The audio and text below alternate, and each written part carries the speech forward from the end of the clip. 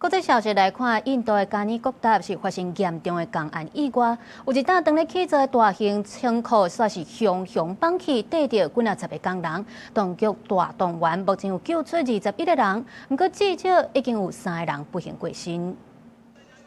大片的鐵柱落落，閣嚴重變形。大陣人我過去看，印度東部的加爾各答發生嚴重的公安意外，一座當咧起的大型倉庫熊放起。迄當陣佇現場的數十個工人未赴走，真濟人互逮佇咧鐵片甲鋼筋拖石堆下底。एकदम NDRF, Army, State Disaster, Police, Fire, KMC, all together working very good.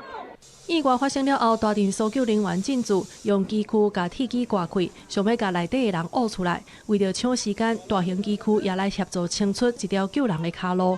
陸續互人救出來的工人送去病院搶救。當地首長隨出面公布上新的傷亡數據。